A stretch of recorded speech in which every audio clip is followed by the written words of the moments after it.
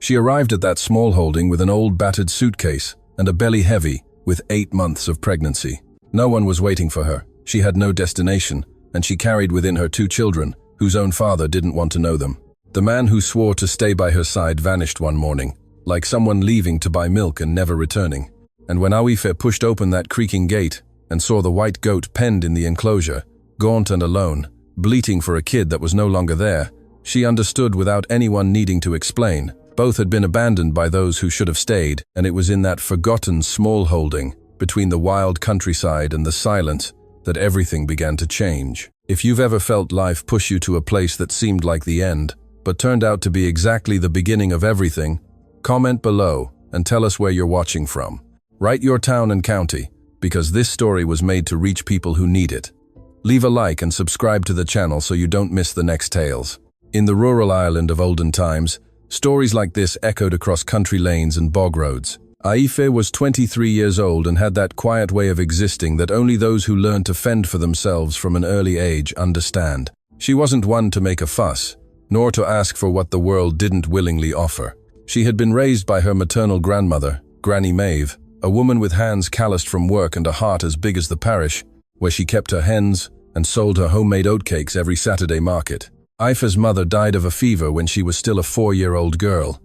One of those fevers that in the countryside arrived without warning and left taking people with them. Her father was never more than a name no one spoke, because Granny Maeve said a man who runs from his child isn't worth the effort of remembering. The girl grew up between the market and the hearth, learning to mend clothes with scraps, to make a nourishing stew from simple ingredients, and to size people up by their gaze before listening to what they said. Granny Maeve had that gift of teaching without lecturing, purely by example, and Aife absorbed everything with that silent intelligence that goes unnoticed until the day someone needs it. When her grandmother passed, Aife had just turned 20, and the pain of that loss was the kind that doesn't make a scene. It just settles in the chest and changes the color of all the mornings that follow. God took the only person she had in the world, and Aife stood tall, because Granny Maeve had never taught her any other position. Alone, with no relatives appearing and no land of her own, she began to work as a washerwoman and seamstress in the big houses of the small town. She slept in a small back room of a lodging house that charged little and offered even less, saving coin by coin with that discipline only those who know the world gives nothing for free to those without a weighty surname possess. She lived like this, balanced on that thin line between dignity and destitution, until the day Gearoid appeared in her life, and he appeared the way problems usually do when they wear the guise of a solution.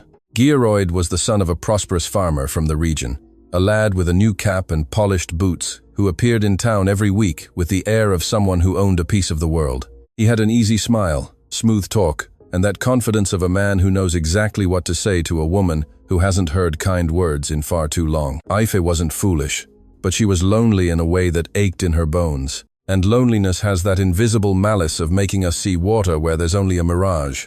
Gearoid courted her with calculated patience. He would appear with wildflowers at the lodging house door, wait for her outside the houses where she worked, and speak of the future, with a conviction that almost fooled even himself. The relationship lasted as long as these things do, when one of the two is lying from the start.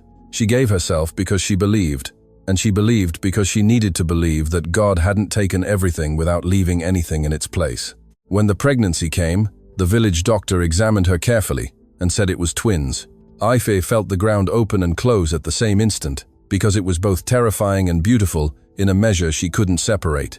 She left the surgery with her hand on her belly, which wasn't even showing properly yet, and went after Gearoid to tell him, already imagining his face, already rehearsing his smile, already building a scene in her head that never happened. Gearoid's house was shut, windows curtainless, yard swept clean of any trace, door locked with that silence of a place no one intends to return to. A neighbor, with that compassion disguised as gossip that exists in every small country town, told her he had left 3 days ago to marry the daughter of a merchant from another region, a family arrangement settled months ago. Months. The entire time he swore love under the apple tree by the lodging house, he already had a fiancé waiting in a neighboring town. Aife heard this standing with her hand on her belly, and didn't cry in front of anyone because Granny Maeve had taught her that tears in front of others become a bargaining chip. The following months carried a weight that went beyond her growing belly. In a town where everyone knows everyone, a pregnant woman alone carries on her back a judgment that no one verbalizes aloud, but which is heard in every glance, in every calculated silence when she enters the general store, in every conversation that dies when she passes on the path. The mistress of the house where Aphie worked most, a woman of stern demeanor and unyielding opinion, dismissed her services one Monday morning with a coldness that hurt more than any shout. She said a girl in that state could no longer serve in that house, that the neighbors were talking, and that she had her own reputation to protect. And so, one by one, the doors that sustained Aphie closed. 8 months pregnant, without work, without income, with the lodging money dwindling, and 2 children stirring inside her, as if already eager to enter the world. Aphie made the only decision left. She packed the old leather suitcase that had been Granny Maeve's, stuffing inside 2 changes of clothes, the crocheted shawl her grandmother had made, her sewing scissors, and a small bottle of rosehip oil she used on her belly. She left the lodging house door on a morning with the sky still dark, without telling anyone, without looking back, because looking back would require a courage she was saving entirely for what lay ahead. She walked all morning along a country lane, at the slow pace her belly allowed, stopping when her body asked, sitting on stones by the roadside, with the suitcase on her lap and her hands on her belly, feeling the babes stir, as if wanting to help their mother decide which way to go. She knocked on 3 doors along the way. At the first, the woman saw her belly and closed the door without opening her mouth. At the second, a man said he couldn't help and went back inside. At the third, an old woman brought a glass of water and a piece of soda bread, but made it clear, with downcast eyes, that the house was already full of its own troubles. Aphie drank the water, ate the soda bread standing on the path, thanked her, and continued, because continuing was the only direction that existed. Afternoon fell with that wait-only country afternoons know, a heat that sticks to the skin and makes the air seem solid. The crickets were already chirping before the sun set, and Aphie followed the road with a slowness that was no longer a choice, but the body's limit. She no longer cried, not because she was well, but because she had reached that point where even crying expends energy she didn't have to spare.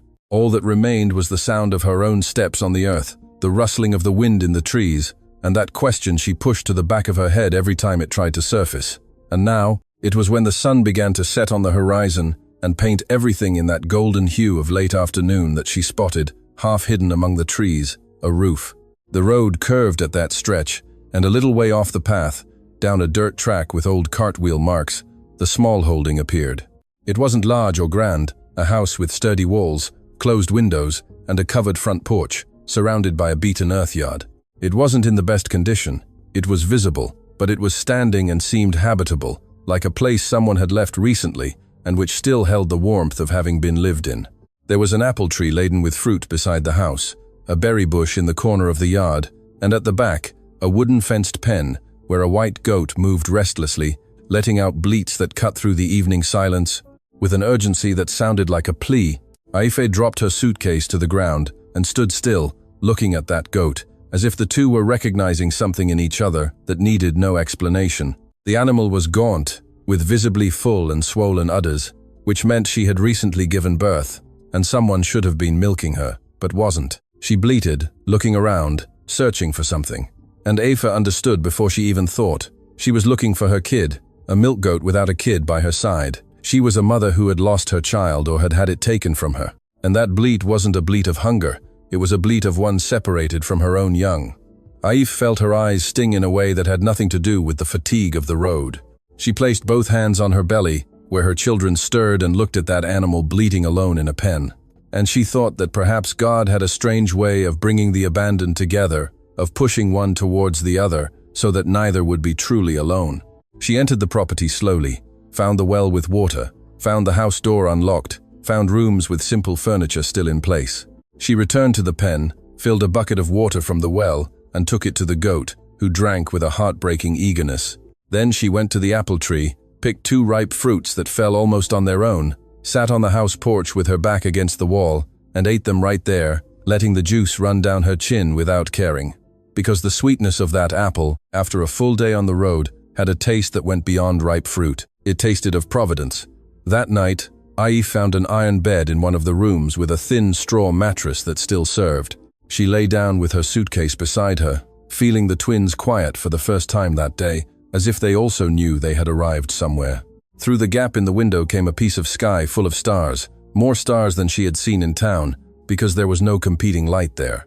From the pen, The goat's bleating still came occasionally, softer now, as if someone's presence on the small holding had calmed something in her too. Aif didn't know whose land it was, didn't know if she could stay, didn't know what the dawn would bring, but there, in that instant, with her body exhausted and her children quiet within her, she slept. And it was the first full sleep she had had in weeks, as if that small holding, with all its mysteries, had decided to protect her even before she asked.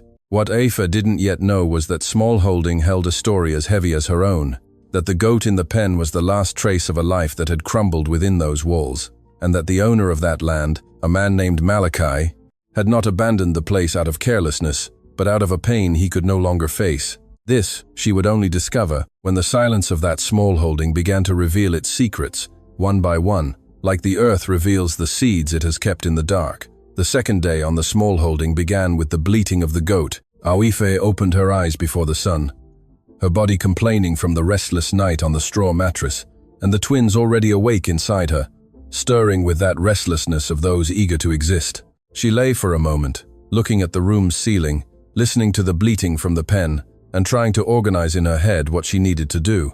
The list was long and her body was tired, but Afi had already learned. It had been a long time since waiting for fatigue to pass was a luxury for those who had someone to wait with. She got up, washed her face with water from the well, and went straight to the pen, because before taking care of herself, she needed to take care of that animal that had been there alone. God knows how long. The goat received her with a softer bleat, different from the previous day's desperation, as if she already recognized that someone had returned to pay attention to her.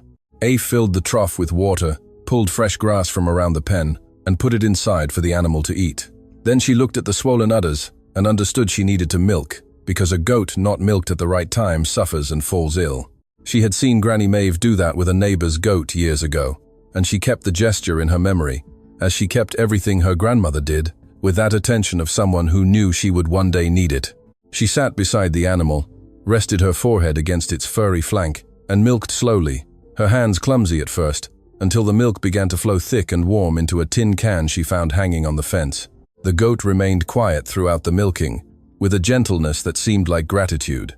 And when Aife finished and stood up with the full can, the animal nudged its muzzle against her arm and stayed there for a moment. With that simplicity animals have of thanking without complicating, Aife took the milk inside, drank a mug, and felt the warm liquid slide down her throat with a rich, sweet taste that was at that moment the best thing she had ever tasted. She looked at the still half-full can, and thought of the children yet to come, and thought of the milk, and she thought that perhaps God hadn't forgotten her, but had simply sent help by a path she never would have expected. That morning, Aif walked around the small holding with different eyes. No longer the eyes of one seeking shelter for a night, but those of one needing to understand what that place had to offer. The house was simple, with thick, sturdy walls, 3 rooms, a kitchen with a turf fire stove, and a front porch that overlooked the yard. It wasn't in perfect condition. It had a window with loose wood and a leak in the corner of the smaller room. But it was habitable, it was solid, it was more than she had anywhere else in the world. The yard had the large apple tree laden with fruit, the berry bush, a rhubarb patch at the back with a stalk starting to yellow, and near the well, a clump of wild mint that grew without asking permission, spreading that clean scent Granny Maeve said was medicine for almost everything.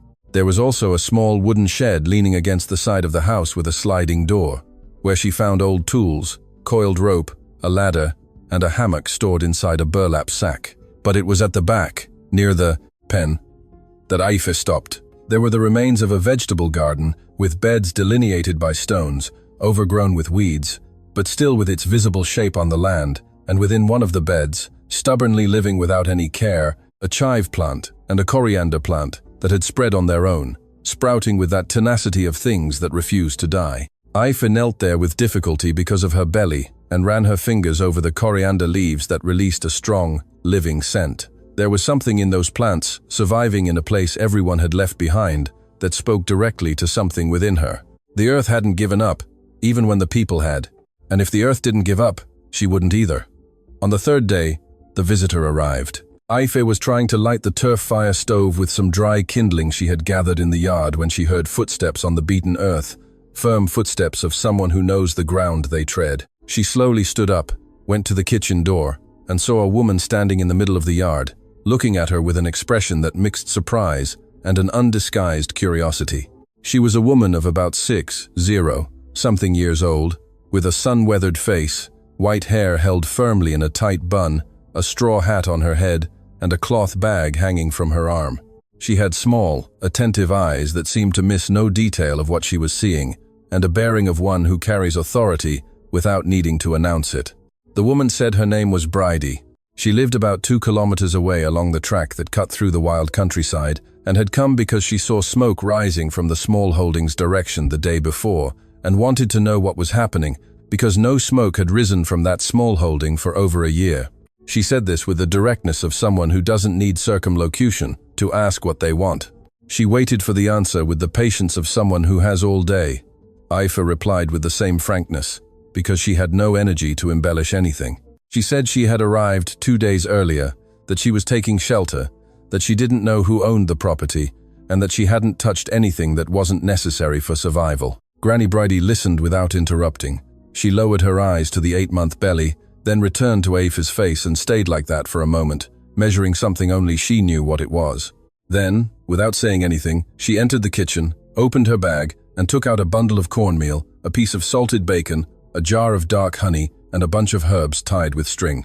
She placed everything on the counter, with the naturalness of someone replenishing what's missing in a pantry, and said that the stove lit better if she put the thinner kindling underneath and the thicker pieces on top, and that the kitchen cupboard drawer had matches stored in a jar that she herself had left there months ago. Aoife looked at that woman who had arrived unbidden, had listened without judgment, and had solved the breakfast problem before anyone even asked, and felt a lump rise in her throat, which wasn't sadness, but the enormous relief of discovering that she wasn't completely alone in the world.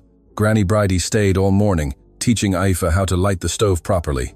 She made coffee with toasted cornmeal, walked around the small holding, commenting on what she saw with that precision of someone who understands land and country life.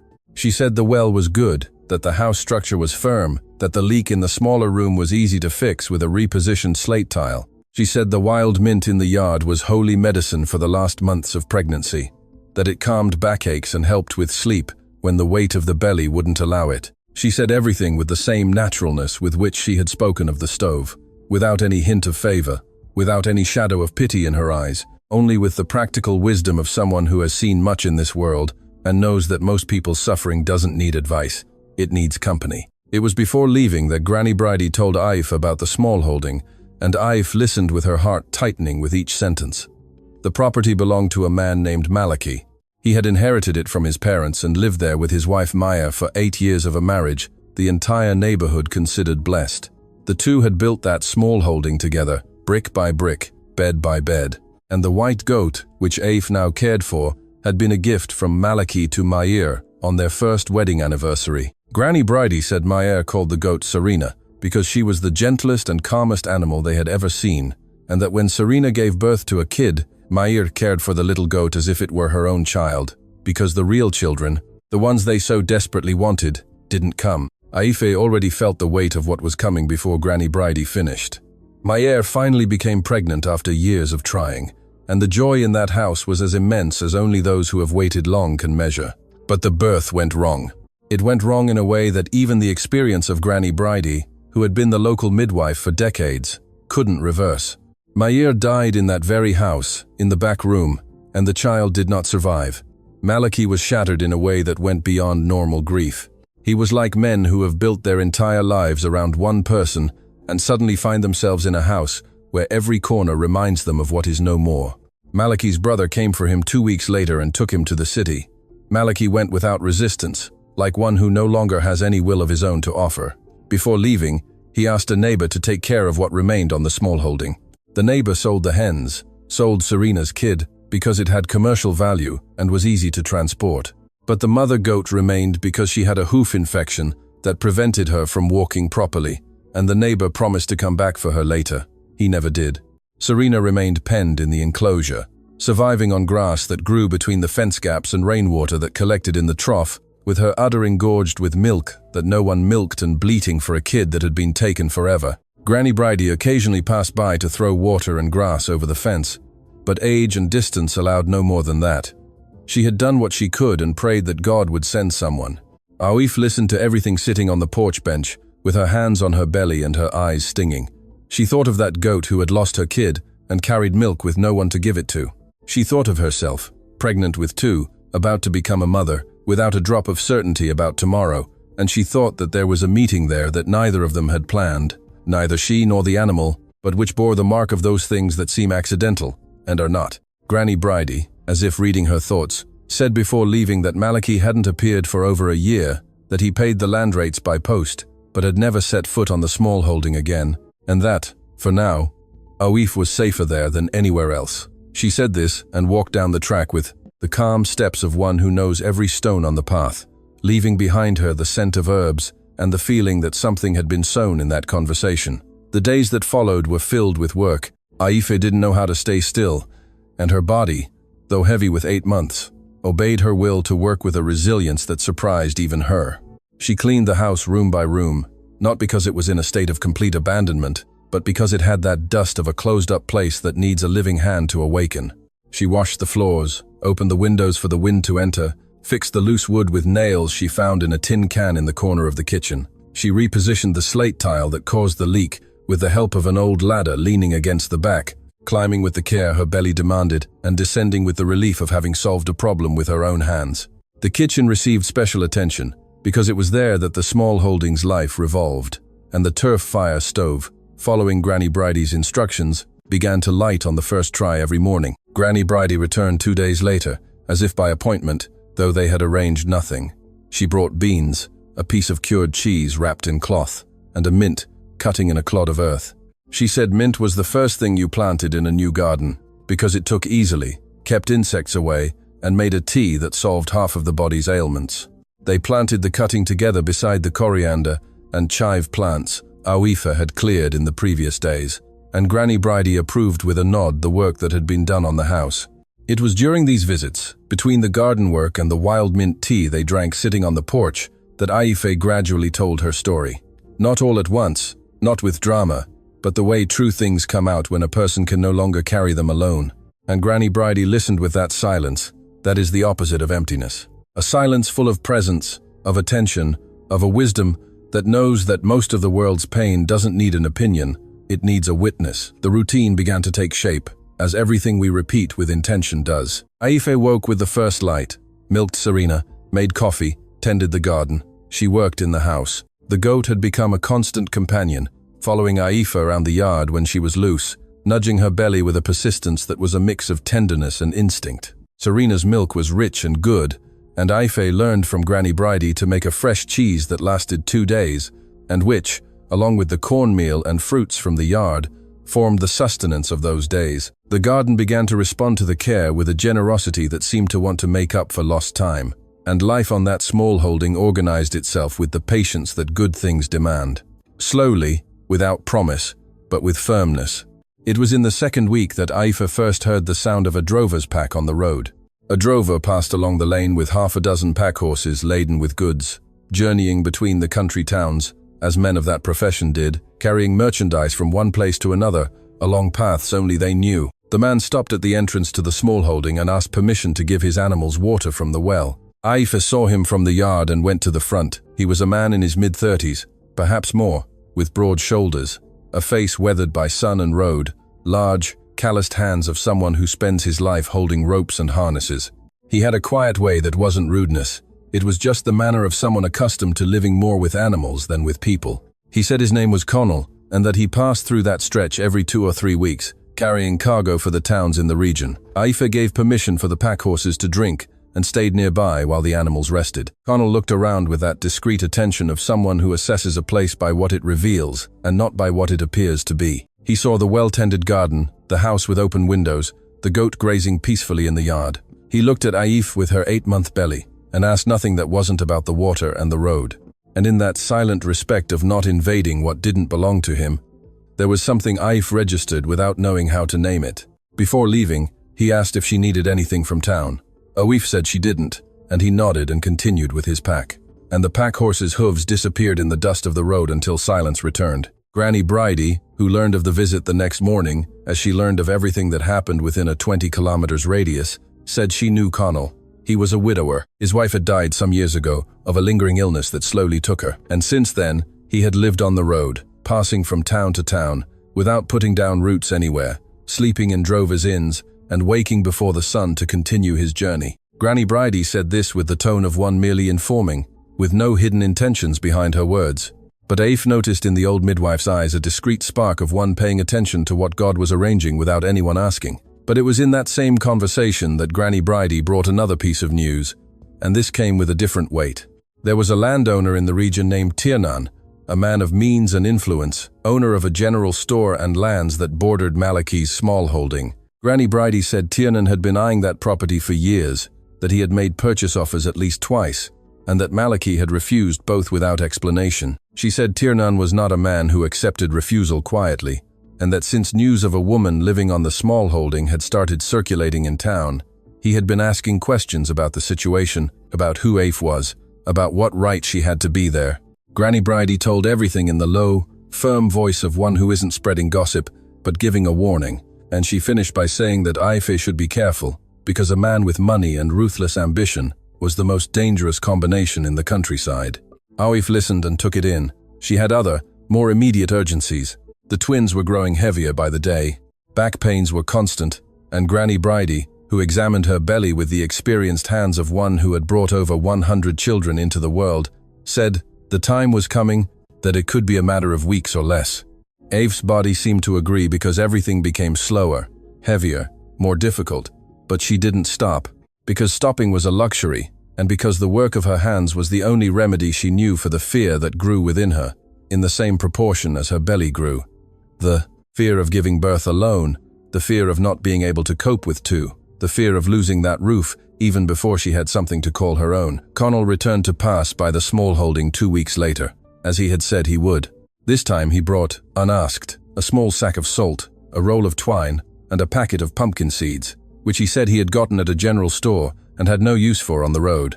He left everything on the porch with that economy of gestures of one who does good without fanfare, gave water to his pack horses, exchanged a few words with Aif about the weather and the road, and continued his journey. But before leaving, he looked at the pen where Serena grazed peacefully and said, almost as if speaking to himself, that it was good to see that small holding with life again.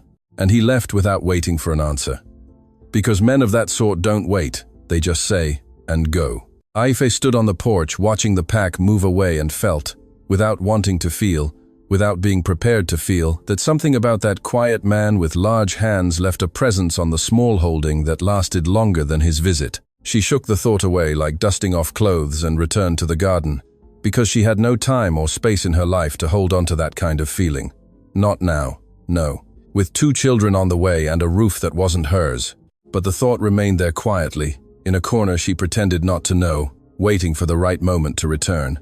And that night, as she milked Serena under the first stars, with warm milk falling into the can and the twins stirring as if dancing inside her, Aif thought of everything that had happened since she left that lodging house door with her suitcase in hand. She thought of the road, the closed doors, the goat bleeding alone, the milk that now sustained her and sustained the life growing within her. And she thought that perhaps life hadn't just been punishing her, but perhaps, just perhaps, it was only beginning to apologize. What she didn't know was that Tiernan had already made a decision, and that the next time a horse stopped in front of that small holding, it wouldn't be bringing seeds or water for the pack horses. Tiernan appeared on a Wednesday afternoon without warning, mounted on a well-kept horse and accompanied by a younger lad, who followed silently. He was a man in his 50s, with the belly of one who eats well and without haste, a wide-brimmed hat, and that kind of smile that arrives before the person and is already sizing up the situation. He entered the property as if entering his own land.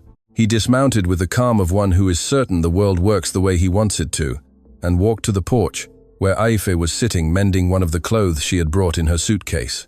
He introduced himself with his full merchant's name, as if that were a business card that opened any door, and began to speak about the small holding with a familiarity that didn't belong to him, commenting on the fence, the yard, the quality of the land, with that tone of one evaluating merchandise before making an offer. Aif did not get up from her chair.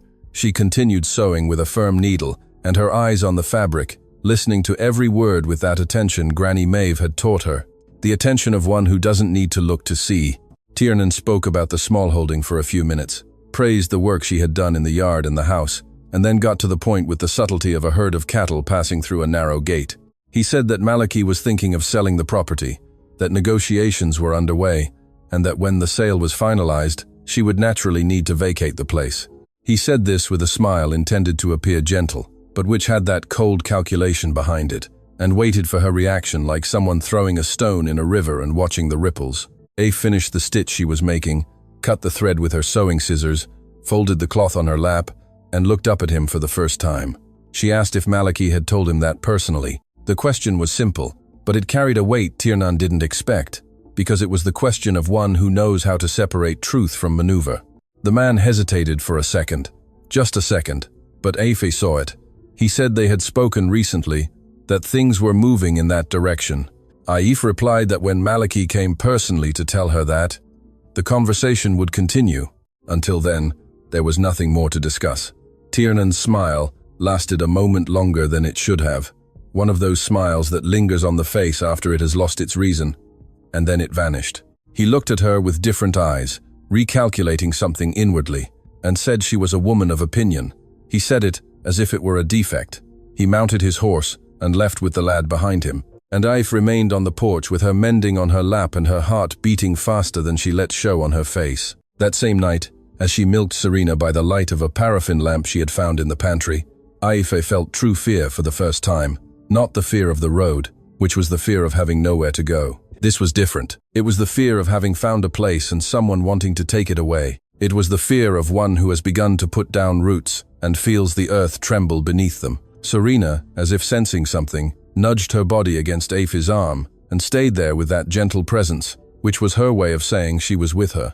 And Aif finished milking in silence, took the milk inside, stored it in the cool shade of the pantry, and went to bed with her hand on her belly, quietly praying to God to give her at least a little more time on that small holding before the world decided to demand again. Granny Bridie learned of Tiernan's visit before the sun rose the next day, because in the countryside news travels faster than a horse, and she appeared at the small holding with the expression of one already prepared for a serious conversation. She sat on the porch with Aif, drank the coffee that was already made, and said what needed to be said. That Tiernan had lied, that Maliki had not authorized any sale, that she knew this because Maliki's own brother lived in the same town. Granny Bridie visited once a month to sell cheese at the market, and that if there were any movement of sale, the brother would have commented.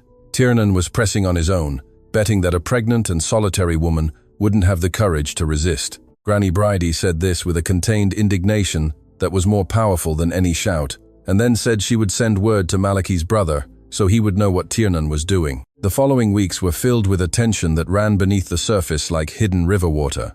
Tiernan did not return personally, but began to act by other means, spreading rumors in town that there was a squatter on Maliki's small holding, that the situation was irregular, that the property was being degraded by a stranger.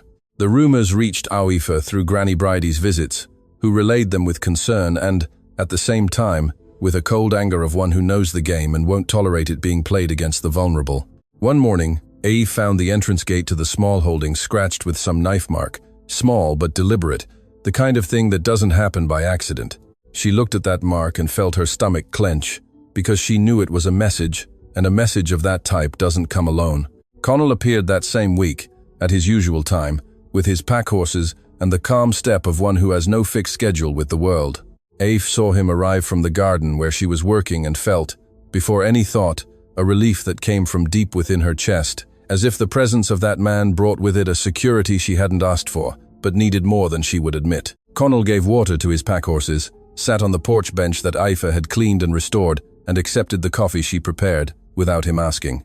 They stayed there for a while, he sitting and she standing in the kitchen doorway, in a silence that was anything but empty. The kind of silence where two people are together, because each other's presence already says what needs to be said, and speaking would be almost an interruption. It was that day that Aif noticed Connell's gaze on the mark on the gate when he arrived. He said nothing, asked nothing, but before leaving, after staying longer than usual, he said he would start coming every week instead of every fortnight, because that stretch of road needed more attention. He said it as if it were about the road. Aif heard it as if it were about the road, but both knew it wasn't about the road, and there was, in that unspoken, a kindness that was more significant than any declaration, because it was the kindness of protecting without invading, of being close without imposing, of caring without demanding recognition. On that visit, Connell brought 2 kilograms of rice and a tin of lard that he said he had received as payment for a delivery. He left it on the porch beside the bench and didn't wait for thanks, because he was not a man to expect anything from the world.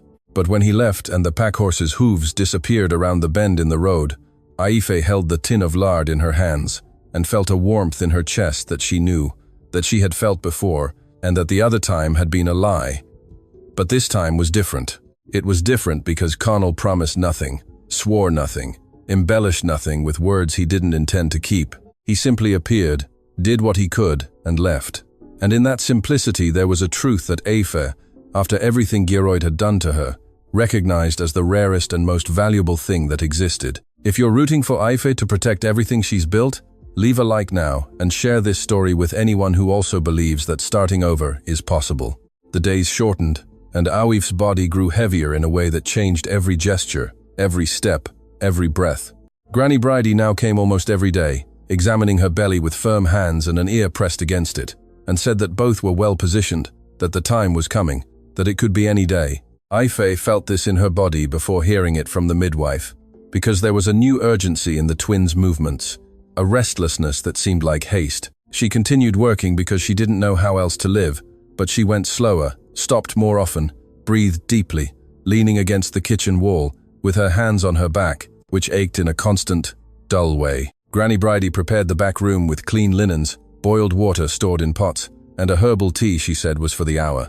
And she taught Aife to recognize the signs, the difference between practice pains and real pains, because with twins the body warns earlier and more strongly. It was on a full moon night that Tiernan returned, and this time, without the smile, he was accompanied by 2 men.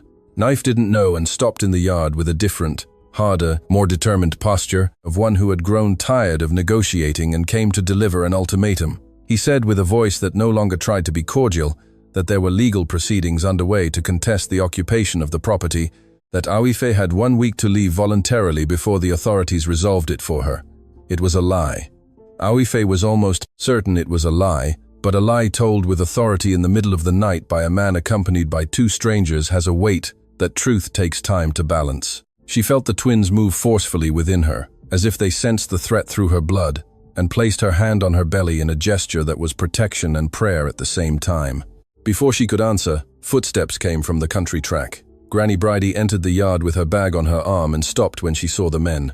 In recent weeks, with the birth so near, the old midwife had made a habit of stopping by the small holding every evening before dark, to check if Aife was well, and if her body had shown any signs. That night, like all the others, she had come along the country track, with the punctuality of one who takes her task seriously. She assessed the entire scene with those eyes that never missed anything. She walked until she stood beside Aife and remained there, without saying a word. She was just an old woman with a cloth bag, but there was in her shoulders a firmness that occupied space in a way the 3 men felt. Tiernan looked at the 2 of them, looked at Aife's belly, and said she would regret complicating things.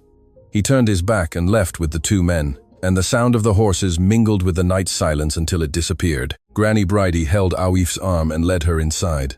She made wild mint tea, placed it in her hand, and sat on the other side of the table, in no hurry to leave. She said she would send an urgent message in the morning, that Tiernan had no power to remove anyone from there, and that a rich man's talk without paper in hand was just wind. It made noise, but it didn't knock down a real wall. Aife listened, holding the mug with both hands, feeling the warmth of the tea on her fingers and trying to believe it was true. But just as she was about to answer, she felt the first pain.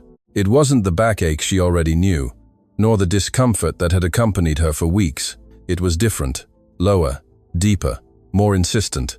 A pain that came in waves and that, when it passed, left her entire body waiting for the next.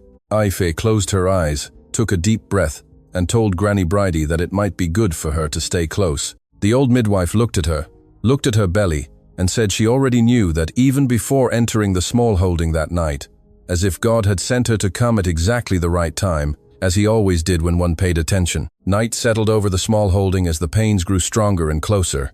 Granny Bridie worked with the calm of one who had been through it so many times that tranquility had become a tool, the most important a midwife can have.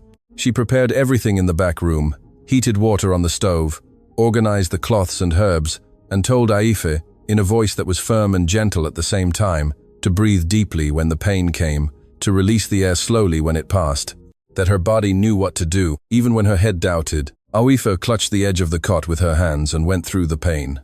The way women have always gone through the pain of things that matter most. Clenching her teeth, yielding when her body commanded her to yield, fighting when it was time to fight. The first cry ripped through the pre-dawn hours near 2 o'clock. Thin, strong, furious with life. Granny Bridie smiled that way. That was relief and celebration together, and said it was a boy. She wrapped the child in a clean cloth, placed him on Aif's chest for an instant, and returned to work, because the second was right behind, and it came. 20 minutes later, another cry filled the room, sharper, more impatient, as if the girl was in a hurry to catch up with her brother who was already outside. Granny Bridie received her with the same firm hands, cleaned her, wrapped her, and placed her beside the first on Aif's lap, who looked at those two wrinkled and perfect faces with an expression that no word in any language could translate. The boy she named Liam, the girl Siofra. She had kept the two names for months, without telling anyone, as if naming them too soon was a risk she couldn't take. Now the names came from her mouth softly, testing the sound, and they fit perfectly, like things that had always been waiting to be said.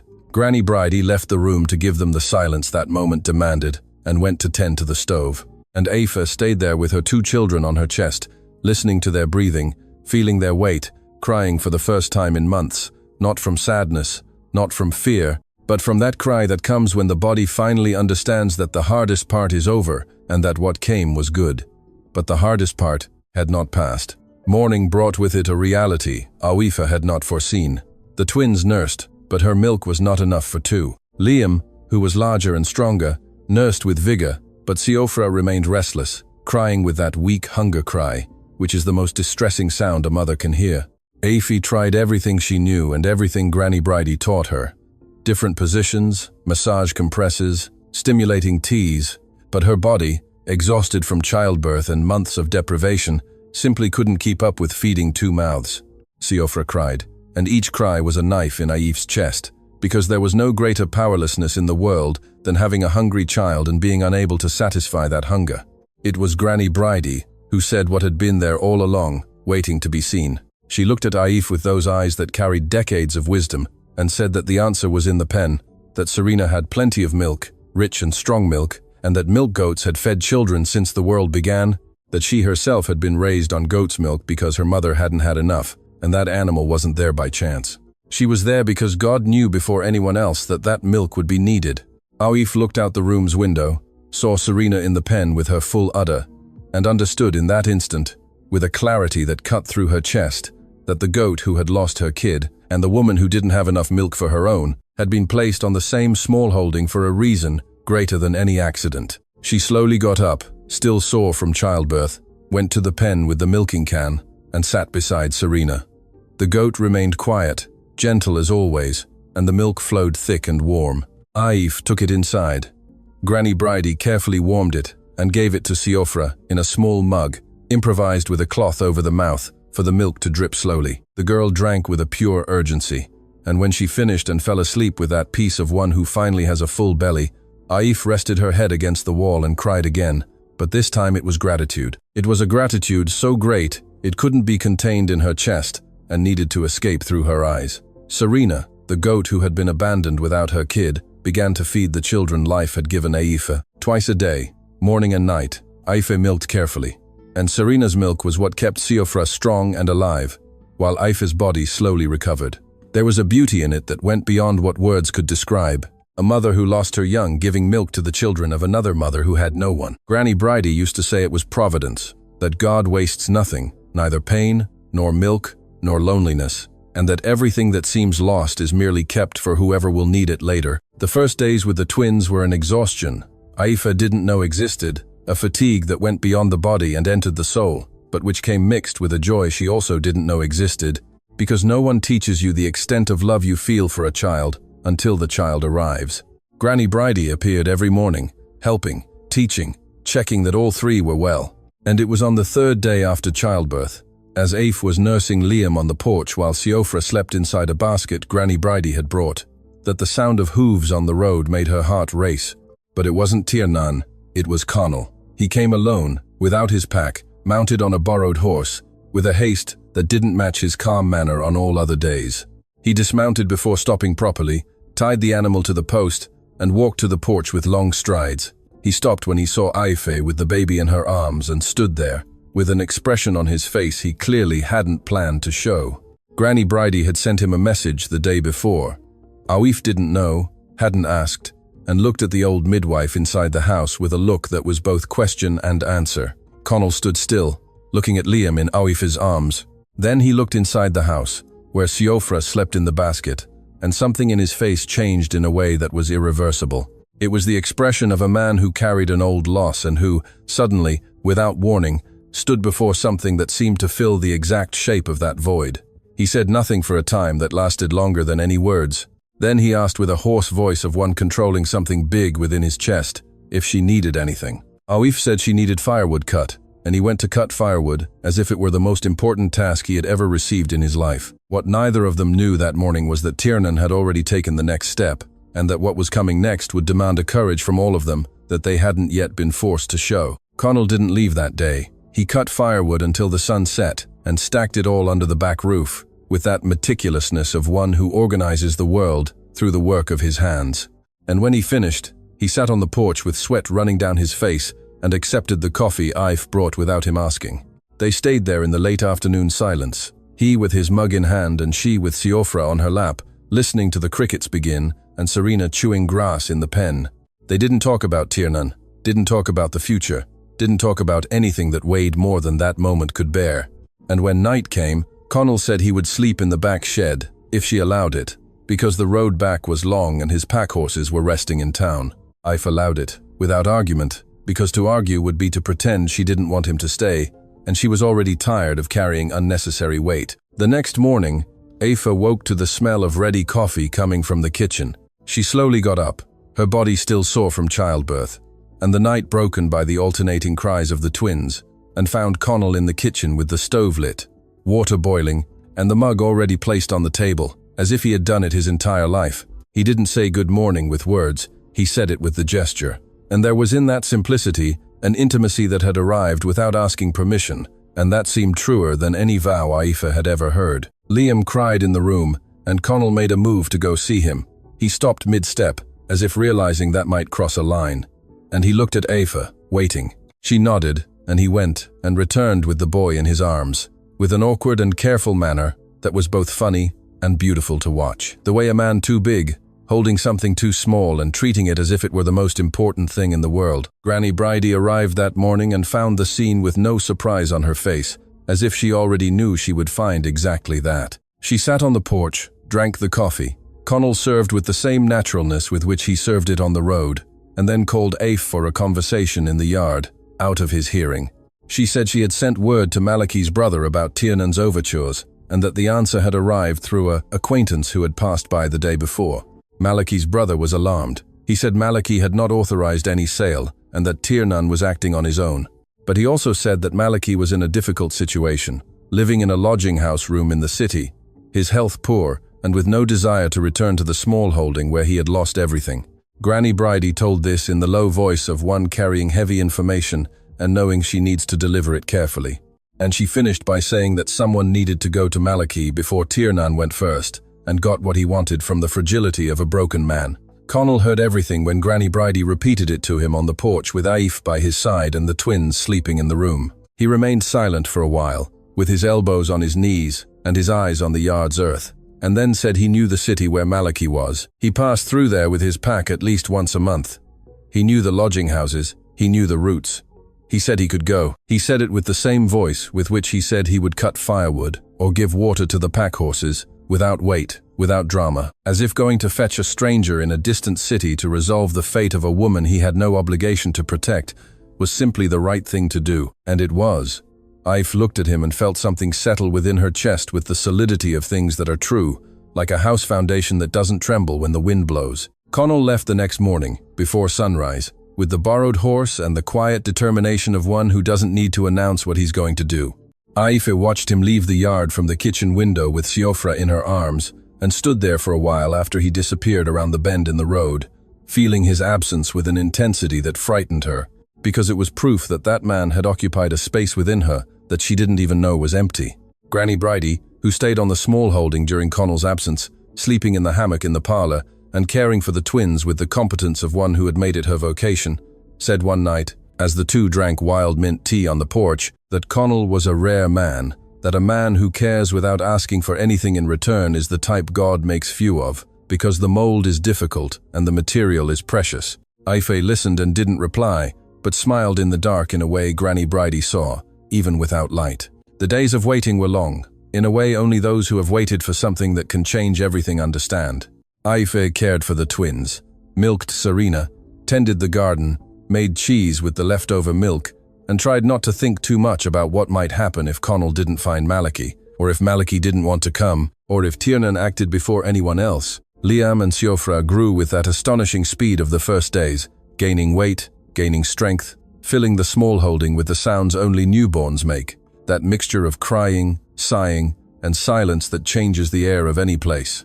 Serena continued giving milk with a generosity that seemed boundless, and Aoife milked twice a day with an affection that went beyond the practical gesture, because that goat had become part of that improbable family, just as she herself had become part of that small holding.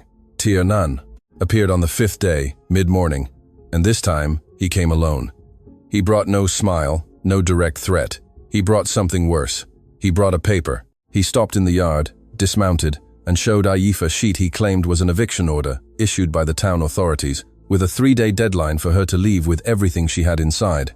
Aoife looked at the paper with her heart beating in her ears and didn't know at that instant if it was true or false. Granny Bridie, who was inside the house, came to the door and asked to see it. She looked at the paper carefully, slowly, turned it over both sides, and then looked at Tiernan with that expression only an old countrywoman can make. The expression of one who has seen many lies in her life and recognizes the scent from afar.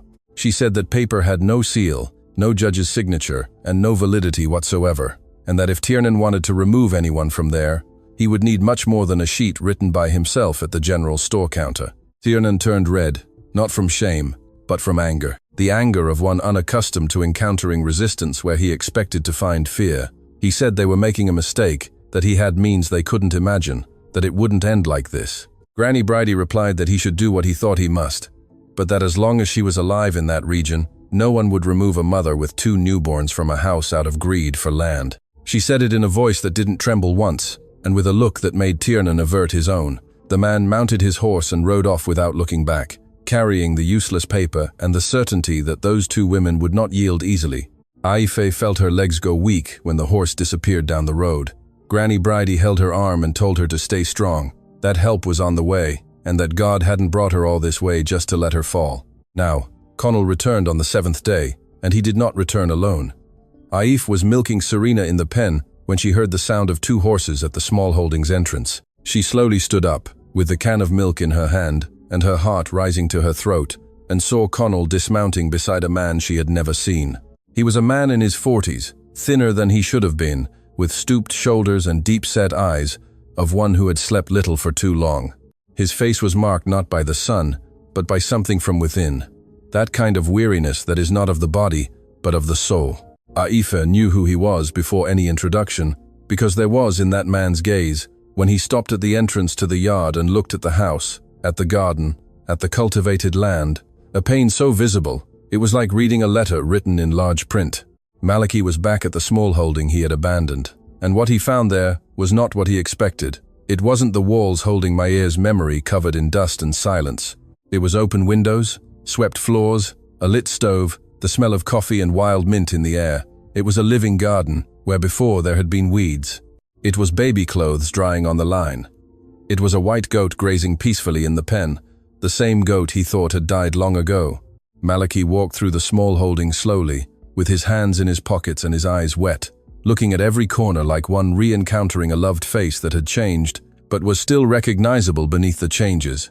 He entered the kitchen, saw the mug on the table, the stove with embers, the herbs hanging drying on the wall. He entered the back room and stopped at the door, when he saw the basket where the twins slept, side by side, with that absolute peace of newborns who do not yet know the weight of the world. He stood there for a time, no one measured. Connell stood on the porch, silent. Granny Bridie was in the kitchen, quiet, and Aoife was in the yard with the can of milk still in her hand, waiting without knowing what to expect. When Malachy came out of the room, his face was wet, and his expression changed, as if something that had been locked inside him all that time had finally found its way out. He walked to the yard where Ofe was and stood in front of her without saying anything for a moment. Then he said, his voice choked by a lump in his throat, that he had thought that smallholding was dead, that he had left because he couldn't look at those walls without seeing Maya in every corner, without hearing her voice in the kitchen, without smelling her in the room where everything happened, and that he had thought abandoning it was the only way to endure the pain, but that he was wrong, that smallholding was not dead, it was waiting, and that Aifa had done what he hadn't had the courage to do. She had brought life back to a place he had left to die of sorrow. Aif listened to every word with an attention that went beyond hearing. She saw in that man a pain she recognized, not the same as hers, but made of the same fabric, the pain of one who lost the ground beneath their feet and had to learn to tread on new ground. She didn't say everything was fine, because it wasn't.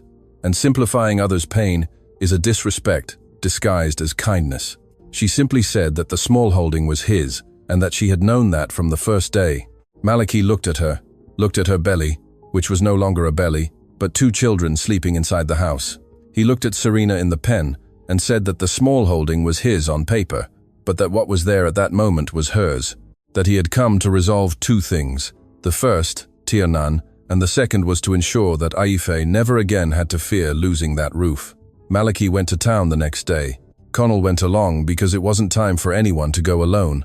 They went to the solicitor's office, and Maliki formally registered that the property was not for sale, that there were authorized residents on the smallholding, and that any attempt at negotiation by third parties was null and without consent. Then they went to Tiernan's general store, and Maliki, who was a quiet man of few words like Connell, told the merchant in a voice that didn't need to be loud to be firm that if he ever set foot on that property again or bothered anyone living there, the next conversation would be with a solicitor from the big city whom Maliki's brother had already consulted. Tiernan listened with his jaw clenched and didn't reply, not because he had nothing to say, but because he recognized, perhaps for the first time, that he had found a wall that would not yield. The news spread through the region with the speed that news has in the countryside, fast for bad news and slow for good, but this time it was the opposite. Granny Bridie made sure to tell anyone who would listen that Maliki had returned, that the smallholding was legally occupied, and that Tiernan had received a definitive no. The true version gained ground over the rumors, and Tiernan's silence after that day confirmed what everyone already suspected, that he had bluffed from beginning to end, and that the bluff was over. Maliki stayed on the smallholding, not because he had planned to, but because it happened, the way right things happen when you stop forcing and let life find its fit. In the first few days, he slept in the back shed, quiet, working alongside Aifa and Connell, not talking much, rediscovering every corner of that land, with the slowness of one relearning how to be in a place that caused pain. But it was Serena who made the difference. The first time Maliki entered the pen after returning, and the goat came to him and nudged her muzzle into his hand, the man stood there for a long time, stroking the animal that had been a gift for Mayor and had survived abandonment, just as the smallholding had survived waiting. Granny Bridie said later that it was at that moment Maliki decided to stay, because Serena had done what no words could. She had shown him that the love he had for Meyer didn't need to be extinguished for life to continue. It simply needed a new place to exist. Months passed with that speed time has when life is full of worthwhile things. Liam and Siofra grew strong, nourished by Serena's milk, and the care of an entire community of people who shared no blood ties, but had something that is sometimes stronger. Maliki became a sort of grandfather whom no one officially named, but everyone recognized, carrying twins in his arms, with an awkward care that grew natural over time, building wooden toys with hands that once only knew how to build fences and garden beds. The garden doubled in size with everyone's work together, and the first sales of cheese and vegetables at the town market brought in a small amount of money that Ivy kept in a jar in the kitchen drawer, with the seriousness of one who had never in her life had control over a single penny of her own. Connell stopped traveling. He didn't announce it. He didn't make a speech. There was no solemn moment of decision. Simply his trips became shorter, his returns quicker, his excuses to stay more frequent, until one day he was just there morning, noon, and night, and the next day too. And no one asked why, and he didn't explain because he didn't need to. He sold his pack to a younger lad who was starting in the profession, and with the money, he bought new tools, seeds, fencing wire, and a wooden cot he made himself for the twins, with a carpenter's skill no one knew he possessed. The conversation between him and Oif never happened with grand words. It happened on a moonlit night, the two of them sitting on the porch with the twins sleeping and Serena ruminating in the pen, when he said he wanted to stay. Not stay for now, not stay until life was sorted. Stay for real, he said, looking straight ahead at the moonlit yard with that direct voice that was his only way of saying difficult things. Aoife remained silent, holding her coffee mug, feeling the weight of those words and the weight of the answer forming within her. She said she would stay, but that he needed to understand one thing, that she had come from a life where she had no voice, where she had no space, where she learned to shrink, to fit into others' worlds, and that she couldn't and wouldn't return to any version of that, no matter how beautiful it seemed. Connell turned his face to her and said he knew that he had seen it in her since the first time he stopped at the small holding to water his pack horses, and found a woman 8 months pregnant caring for a goat alone, as if she were caring for the whole world. He said the small holding was hers as much as anyone's, and that what he wanted to build needed both of them standing tall, not one in the other's shadow. Aoife listened to that, weighing each word, looking for the trap life had taught her to expect. She found none, and there on that porch, with the scent of wild mint in the air and the stars above the roof, she let the fear go with the night wind. Life on the small holding organized itself as things built with honest hands and the patience of one in no hurry to harvest what they planted do. The house gained curtains, Aoife sewed with fabric, bought at the market, pots of herbs at the entrance that perfumed those who arrived, and a facade painted with whitewash that Malachy prepared, and Connell applied on a sunny Sunday, transforming those walls into a reflection of what was happening inside them. The garden grew to become a reference in the region, with beans, pumpkin, tomatoes, coriander, chives, and Granny Bridie's herbs, which Aoife learned to cultivate and use with the same wisdom the old midwife imparted in each visit. Serena continued giving milk with that constancy that was almost a miracle, and the twins grew up clinging to her as if the goat were part of the family, because she was. Granny Bridie continued visiting 2-3 times a week, with her bag on her arm, and that discreet smile of one who looks at life and sees that every now and then things fall into place as they should. She wasn't one to say she was right, but her eyes said it for her every time she saw Connell carrying Liam on his shoulder, while Aoife planted with Siofra tied to her back in a sling, and Malachy sat on the porch making toys with a penknife and whistling a tune no one knew, but which sounded like something that had returned from afar. One Sunday afternoon, with the sun painting the yard golden and the twins crawling across the beaten earth, with that determination of one who wants to know every inch of the world, Aoife stopped in the middle of the garden with her hoe in hand and looked around. She saw the white cottage with open windows. She saw the old apple tree laden with fruit. She saw Serena grazing with her usual gentleness. She saw Granny Bridie on the porch with tea in hand. She saw Malachy on the wooden bench with Siofra on his lap. She saw Connell mending the back fence with his sleeves rolled up and sweat on his face. And she thought of the morning she left that lodging house with an old battered suitcase and an 8-month belly and no certainty, except that she couldn't stop walking. She thought of the doors that closed, the long road, her aching feet, the fear she didn't want to voice. She thought of the evening when she spotted that roof among the trees and the goat bleating alone in a pen, waiting for someone who didn't come. She understood with that clarity that only arrives when time does the favor of showing the whole picture, that none of it had been by chance, that the small holding hadn't been an accident on the way, but the destiny that was waiting for her, that the goat who lost her kid and the woman who had no one were placed on the same ground, so that neither would be alone, and that the family she now had, made of people who didn't share blood, but shared something that is sometimes stronger, had been born there on that small holding, just as things that truly matter are born, slowly, with pain, with work, and with a beauty that only those who have been through the worst can truly see. There are new beginnings that emerge from beaten earth, from an old suitcase carried by hands that didn't know where they were going, from a goat who lost her kid and found two. There are strengths that only appear when we think we've lost everything, and places that seem forgotten by the world, but are merely kept by God for whoever will need them at the right time. Aoife didn't choose that small holding, the small holding chose her. And perhaps life works that way, with everything that truly matters. We don't find the path finds us. If this story touched something within you, share it with someone who needs to hear that the milk of kindness never dries up, that love is born in the most improbable places, and that sometimes the family we need is the one we build with our own hands. Until the next tale.